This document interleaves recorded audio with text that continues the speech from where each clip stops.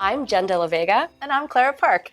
Welcome to The Cinema Chefs, the podcast for people who love to cook, watch movies, and cook what they see in movies. Today, for our final episode of Season 1, we are talking about special occasion dining in Big Night! Some spoilers ahead if you haven't seen the movie, and if you're going to watch it, I want to issue a content warning for tense sibling rivalry, excessive smoking, and some misogyny. What is the one-sentence summary of this movie? An ambitious Italian immigrant and his genius chef brother hope that a VIP dinner will save their authentic Italian restaurant from closing. We chose this movie because it's quite literally on everyone's list of top movies about food. It's at the top of my Letterboxd account.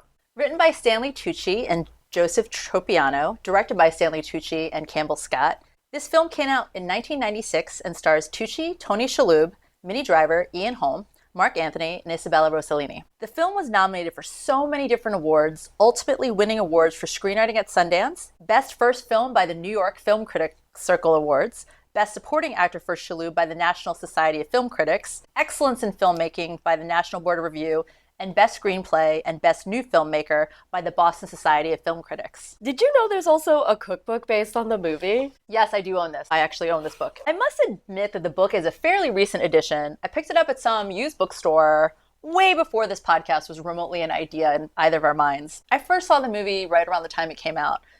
It's been a while since I watched it, and I can't tell you how much more deeply this film resonates with me as an adult, as a chef, and I cried at the end, even though I knew it was going to happen. Oh, I know. It hit me too in the feels. I watched it in college on HBO, at home, before I even became a chef, before I even had thoughts about being a chef.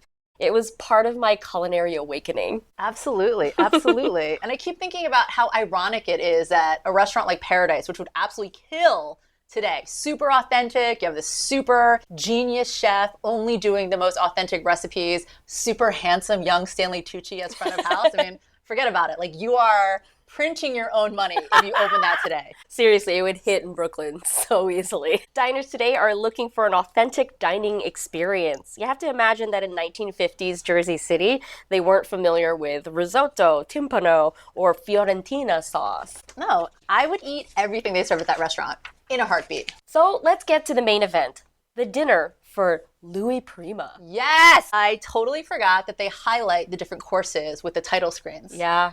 And they have la zuppa, I primi, I secondi, I dolci. Wow. If you remember from our Willy Wonka episode about coursed meals, first we want to highlight that table setting. We see it in its full glory at the 1 hour mark.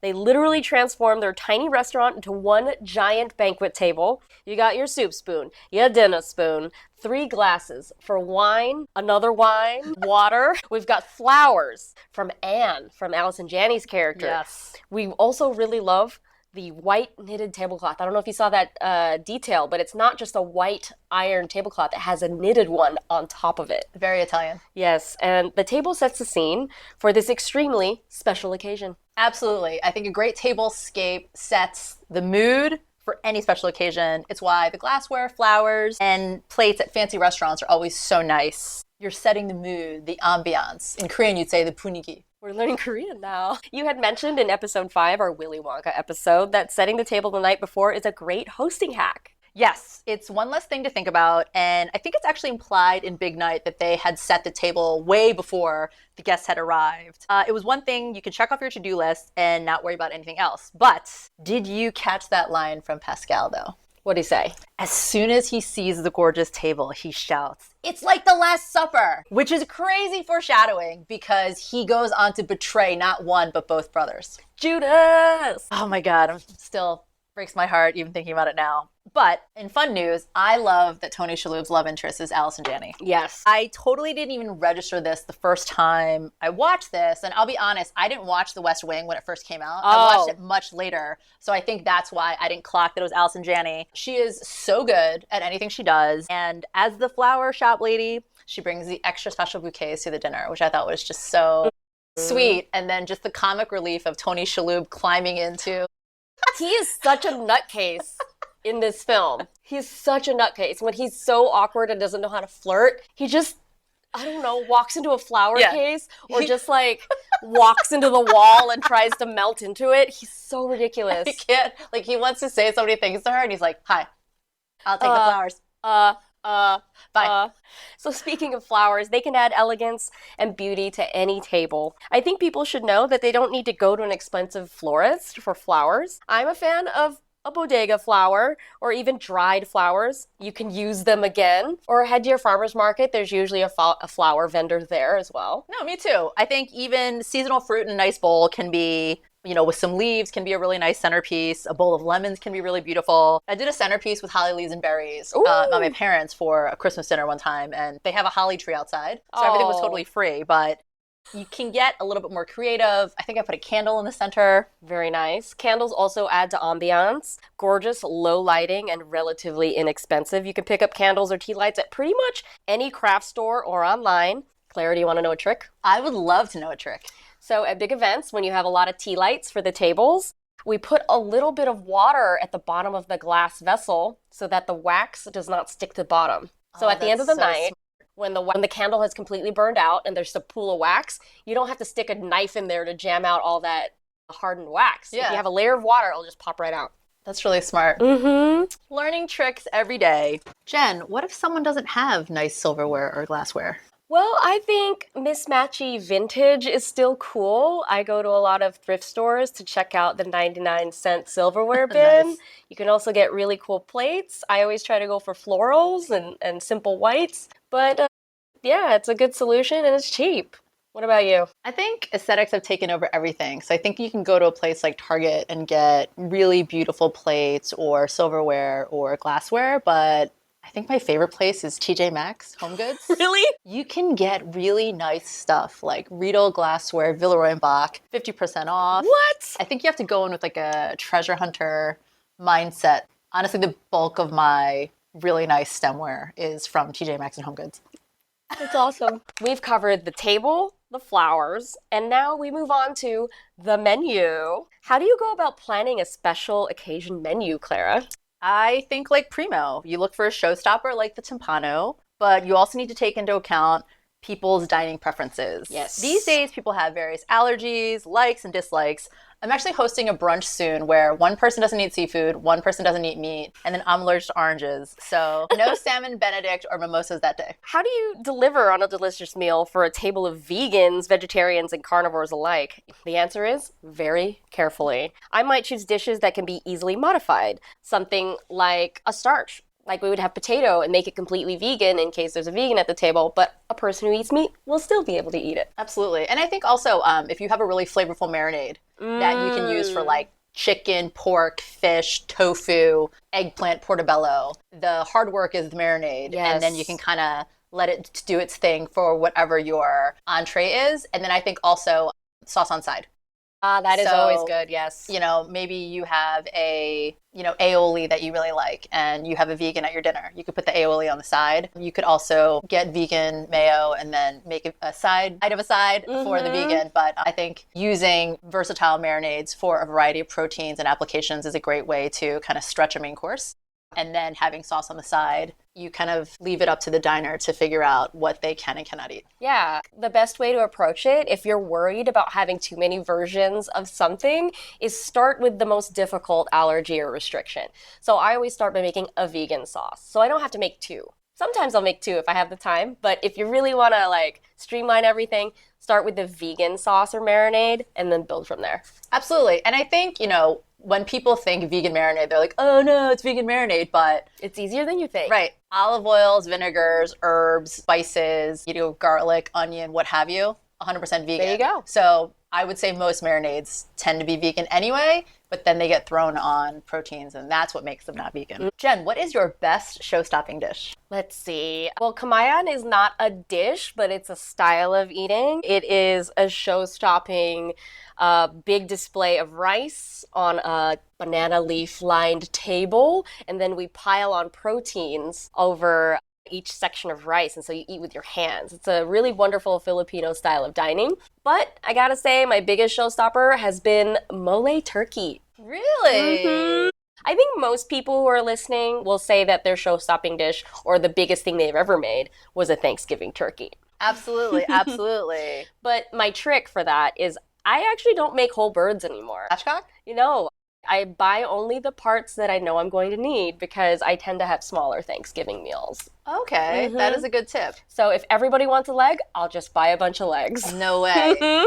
That's so cool. It's like almost like something invented in a lab, just like a platter with like 6 turkey legs on it. But it's out there. It's available for you. You can do it too. Amazing, amazing. What about you? What's your show-stopping dish? Honestly, I'm sort of classic. So prime rib or a whole roasted bird, turkey, chicken, etc. Usually something that you can kind of present with fanfare, like, ta-da, look what I've made. And then you take it back into the kitchen and then you carve it up. Because I think that visual reveal of something so impressive as a prime rib or a whole roasted duck or whatever is just so, it is a literal showstopper. You're like, wow, what is that? I mean, we have a few examples in the film. We have a whole roasted fish. We have a whole suckling pig. It's just whole really... roasted chickens. Yes, that's right. And at some fine dining restaurants at 11 Madison Park, they show you the lavender duck before they go in to roast it. Yeah, absolutely.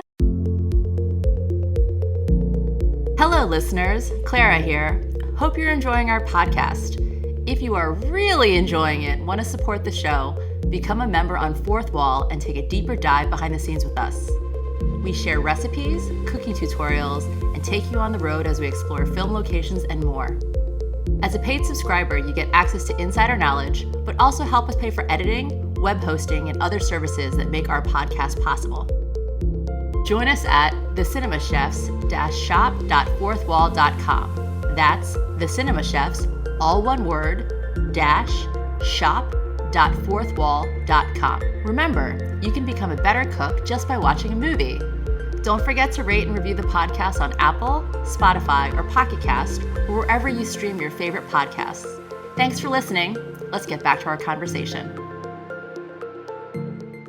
Taking inspiration from the movie, I love, love, love that the first course is just this simple soup, clear broth with some light vegetables. The primi features 2 starches, the risotto that is inspired by the Italian flag, and then the timpano with the handmade garganelle. I think Primo made it more difficult for himself by adding risotto to the menu, since he's clearly cooking it a la minute. Yeah, I mean, this was foreshadowed in the beginning of the film, that risotto takes so long. How should he have prepared it? So when I worked in restaurants, you would essentially par cook the risotto. So let's say you have 200 reservations on the books and you're like, okay, I'll probably sell, 50 risottos. You painstakingly, sweat your onions and your shallots and add in your rice and slowly cook with the broth or stock. And then you take it about 2/3 of the way.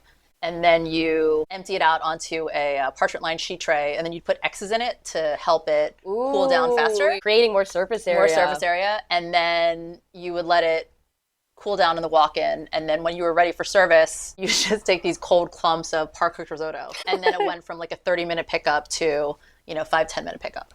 Can you explain to the folks what a pickup is? Pickup is the cooking time once someone orders something. So like a well-done steak has a very long pickup time. Really thin chicken paillard has a very short pickup time. Something like risotto that should take a very long time to cook at home, because it's been par-cooked, the pickup time is much lower. Yeah, we've done risotto similarly at weddings, and doing a last round of broth and adding more butter and shaving that Parmesan cheese on at the last minute makes such a huge difference. Absolutely. But it's not a dish that I openly pitch to my clients because it's a pain in the ass. No, absolutely. It's a labor of love. I had a dinner, my friend had a dinner party, and it was like risotto for, I think, 10 or 15 people. And I was cooking it for everybody. I was sweating. It was like my elbow was like up against it was like, you should have a shallow round pot, like a rondeau for making a large quantity of risotto. But this was like a stock pot. So I was like literally like this Too tall. for 20, 30 minutes. And even her friends were like, your friend is like sweating in the kitchen. My God. When you're stirring the risotto, the stirring action sort of activates the starches and it makes it creamier. If you've had bad risotto, nobody loved it enough and they didn't stir it enough. So you really gotta add in the liquid in small increments and let it get absorbed. I think now there's like all sorts of chef hacks where you can like microwave risotto or not do that. But in my experience, I haven't had a really good, really creamy risotto that hasn't, like, you feel the love. You feel the time that went into it. We can enumerate the measure of love in an ingredient by how much we've stirred it. Absolutely. Nona style. But going back to the timpano, it is a genius course to serve because it's such a showstopper and all the prep is done ahead of time. They just need to heat it in the oven. I think whenever you're entertaining, special occasion or not, you want the make-ahead courses. The heavy lifting is done way ahead of the party. Braises, casseroles, lasagna. Or you want things that can be cooked and remain in good condition. I heard that at Plaza Athénée in Paris, they would poach fish and just let it hang out for hours. And that's actually true. I've done that. Me too. I par-cook sides of salmon at a low temp and then hold it in the fridge until dinner, and then it needs to broil for just 2 minutes. So much of my cooking has to be held or prepped enough that we can finish it quickly. Many events are like, hurry up and wait. You know, I'm watching wedding vows and listening for cheers, and that means go. Have you ever served a whole suckling pig? No, but it is a huge part of my culture. We call it lechon, and we have it at many special occasions, from birthdays to weddings to funerals, and I always try to sneak to the front of the line to get the ears or the crispy skin first. Nice. Nice. I have not served a whole suckling pig, but I've had 2 different birthday celebrations where we celebrated with a whole suckling pig. Definitely an occasion to remember. In the movie, the secondi includes the pig, whole fish, artichokes, assorted vegetables, and roast chickens. The guests actually looked shocked and a bit scared at the sheer volume of food. They were clearly not prepared for more. Yeah, they looked terrified. And I also think it's something that you need to keep in mind with special occasion dining. It should always be enjoyable. You don't want to feed people until they burst. Guests should leave happy and full, not bursting at the seams and not about to throw up. Jen, where is the timpano in the movie? We have it at 40 minutes, 27 seconds. That's when they begin the prep. Let me read you the quote. Phyllis, timpano is a pasta, see? With a special crust. It is shaped like a drum, a timpani drum. Inside are the most important things in the world. I'm sorry, Tony Shalhoub's Italian accent is way better than Ian Holmes and better than mine. We go into a gorgeous overhead sequence of pasta making by hand. There's lots of kneading and rolling on the marble top. What is timpano? I don't know which one's the right emphasis. It's large pasta sheets lining a big pot, like a double-crusted pie. So you have one under and one over. It's filled with more pasta that handmade, what was it? Garganelli. We have tomato sauce, hard-boiled egg, cheese, meatballs. I've always wanted to make this, but haven't had the time or occasion. I also have wanted to make this, but I have not. And the rumor is that it's based on Stanley Tucci's family's recipe. It's not in that cookbook, is it? It is not in this book, Bummer. Which, you know, I feel like that's the main recipe in the movie. So I'm a little bit sad that it's not in here. So later on, the brothers check in the oven and they're afraid the guests are getting too drunk and the timpano is drying out. They finally start the meal at 1 hour, 16 minutes into the film. They're worried that the timpano is falling apart when it's too hot. So similarly to lasagna, you don't slice it right out of the oven. It has to settle into itself so it can be sliceable. So cheese, when it's super melty, is unstable. So we need it to cool just slightly so it can hold together. It's not yet structurally sound when it's piping hot. So let's get to some culinary terms and techniques and ingredients featured in the movie. We already talked about zuppa, Italian for soup, and primi. First course is in Italian. Secondi, second course is in Italian. Ooh, some trivia. Yeah, tell me. So that's funny that the courses are primo, secondi, and their names are primo and secundo. But throughout the film, people refer to secundo as secco, which has a different meaning. Secco means dry. Sec in French. Dolci, literally sweets. This is what desserts are called in Italian. I love that they had a big bowl of nuts during the dessert course with a nutcracker. Like, I just want that in my house. Yeah, no. I'm going to go do that. Fantastic. I will be on the lookout for a nutcracker. Risotto, we discussed earlier, classic creamy Italian rice dish, but I want to focus on the 3 kinds of rice: arborio, carnaroli, vialone nano. So the most often used rice for risotto is arborio. I didn't know carnaroli or vialone nano until I started working in restaurants. So what is the difference between those rices and regular, like jasmine rice? The Italian rices that you use for risotto, they just have a much heartier structure. So they can kind of withstand that constant stirring, that constant beating down with like liquid and fat and thyme. Whereas if you try to do this with jasmine rice, sushi rice, sticky rice, it would just get really mushy. I mean, it might even turn into porridge. I just feel like the starch build of those grains is not hearty. Yeah, you just get like a bowl of mush. Got it. We already talked about the timpano, baked pasta dish from Italy. There is actually a great recipe in the Polizzi Social Club cookbook, so I highly recommend that cookbook. Ragu, slow cooked meat sauce. I think it's hilarious that one of the best-selling mass-produced pasta sauces is called the brand ragu. It's like ragu and prego. So it's like meat sauce and you're welcome. Like those are the Italian names that they use to signify the old country, I guess. Bolognese from Bologna region of Italy. Primo says that that's where they're from. Usually implies meat sauce, spaghetti bolognese, lasagna bolognese, which again, Primo talks about how delicious and wonderful this dish is. And then Fiorentina sauce, spinach. In the US, Florentine usually means spinach. Yeah, we have this cute scene between Allison Janney and Tony Shalhoub where he's making Fiorentina sauce. And I didn't know that it was tomato and cream also. Like, cream is optional, but one of the main ingredients is tomato.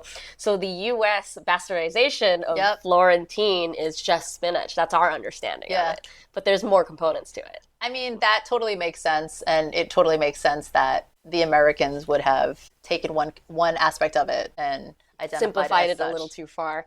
I just think it's really funny that Primo says that he's like, oh, I don't do dairy very well.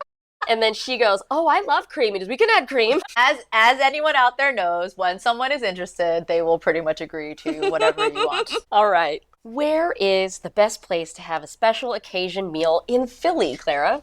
I would say my house. But not everyone's invited to your house. You're not invited.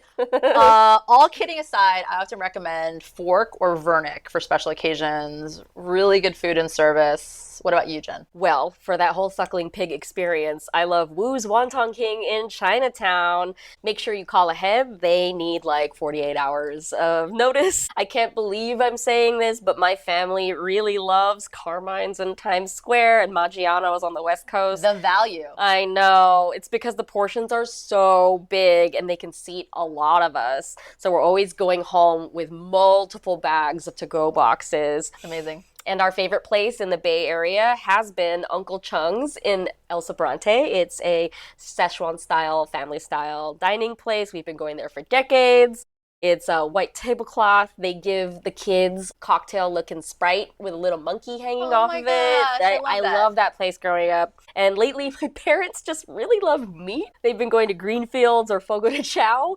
We planned my grandma's 90th birthday at Fogo de Chao. Yes, I feel like any Asian grandmother would love Fogo de Chao. It's, again, the value. So much protein for a relatively low ticket price. And then it's unlimited, which is insane.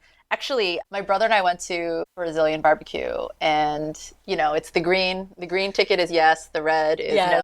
My brother ate so much that they stopped coming to our table. Oh, no. Yeah, they like would run away. They see the green light, but they're like, no, you're cut off. I mean, they lost so much money, my brother. Like, he probably ate like a couple $100 worth of meat.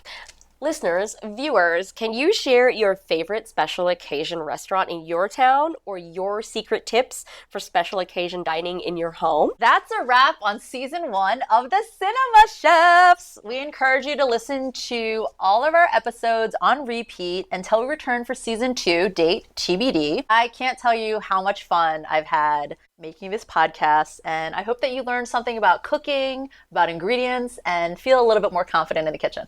Yes, please tell a food and film loving friend about the Cinema Chefs. Rate and review us on Apple Podcasts, Spotify, whatever you're using, and it helps us reach more lovely listeners and viewers like you. Stay tuned for bonus content and videos from us. Thank you, Jen. This has really been so much fun. Like, it's a lot of work, meaning that there's a lot of time that goes into it, but I never felt like it was work. I loved rewatching these movies. I love looking up different recipes, looking at different cookbooks, you know, and then I'm sure, like our viewers, once you watch Chef, you have to go eat a Cubano.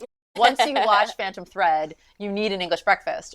It's been a really fun way to kind of reconnect with certain dishes and certain restaurants that I may not have thought about in a while, but those memories got jogged from rewatching these movies, writing these scripts, having these really fun conversations with you, Jen. Yeah. 6 months ago, this was not a podcast. It was an idea. It was just an idea we had around the holiday time in 2024. If you're listening in the future, we're really happy that you're here and you're listening, that you're supporting us, and please stay tuned for ways that you can help us build a better podcast. So I'm a relatively new producer and I've been editing everything myself, and so we're going to we're going to improve it bit by bit. I'm going to remaster. I have a plan to remaster and sound design later on, so stay tuned for that. And I'm just so grateful for all of you for listening, because without you, we wouldn't have a show to give you. I mean, we're nothing without our audience. Absolutely, 100%. Thank you to Nikki Newsom for making our logo. Thank you for Lauren D for giving us her podcast Goddess Excellence. Thank you for my friends and family that have been listening since day one. I can't tell you how many of my friends are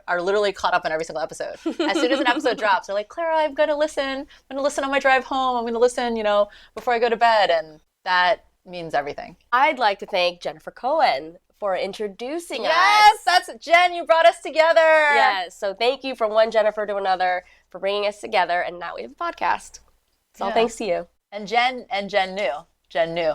She knew we would get along. And she was the least bit surprised that we're doing a podcast together. Because she's like, of course you are. So thank you, Jen. All right, everyone, thank you for tuning in to season 1 of The Cinema Chefs. Please share your tips and tricks with our Instagram at The Cinema Chefs or drop us a line at thecinemachefs@gmail.com. We hope you enjoyed the show. This is Jen and Clara signing off. Just remember, you can become a better cook just by watching a movie. The Cinema Chefs was recorded in Philadelphia, Pennsylvania, edited by me, Jen De La Vega, music by Penguin Music, Paradise Island from Pixabay, and a final thank you to Nikki Newsom, who made our logo.